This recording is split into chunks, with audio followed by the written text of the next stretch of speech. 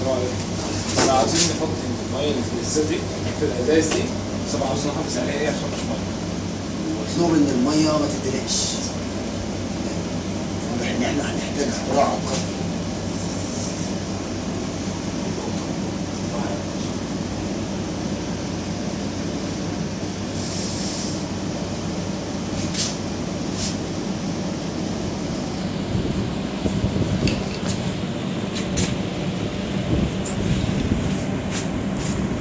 يا فندم دلوقتي في كارثه.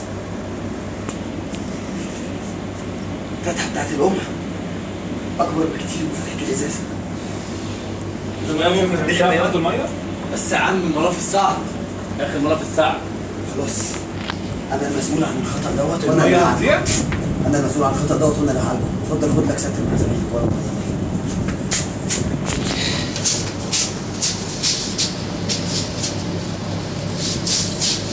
يا عم هذا الساتر يا عم.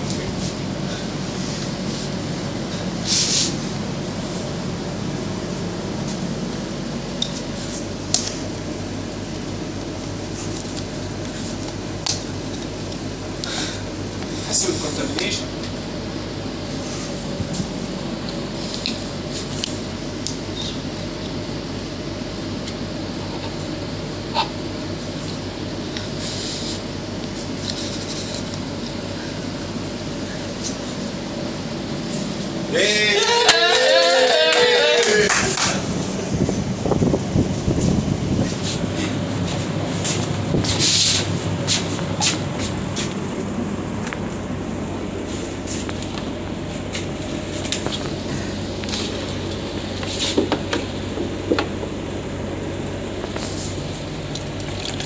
الله اكبر. الله اكبر.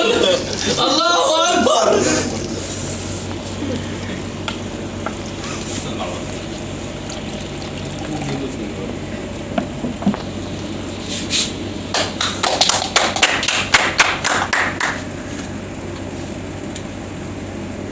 خد ازازتك.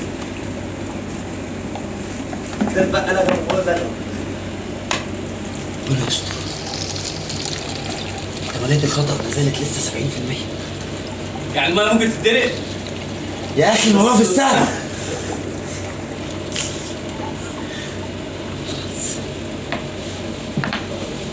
الميه ممكن تتدلق. يا ابني انا اللي كامل معاكم. خد ازازتك.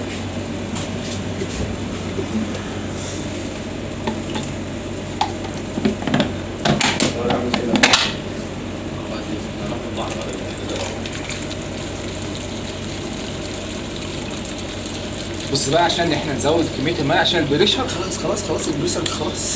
يزيد. لا الازاز ده مليان شويه. خد ازازتك. اخر ازازه برضه نسبه الخطأ 90%.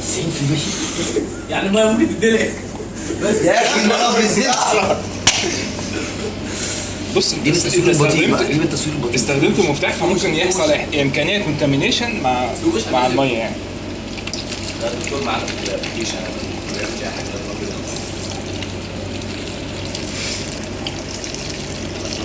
المفتاح ده كان استرايل؟ كان ستريت اهو. استرايل معقد. لا فرنساوي فرنساوي. خلاص نطلع كده ونعمل كده. اعمل كده واحد اثنين ثلاثة.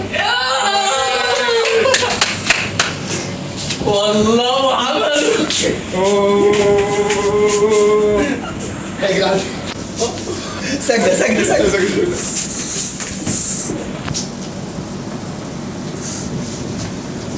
عملوها الوحوش. عملوها الوحوش. انا كنت معاهم. انا كنت معاكم. هنشرب.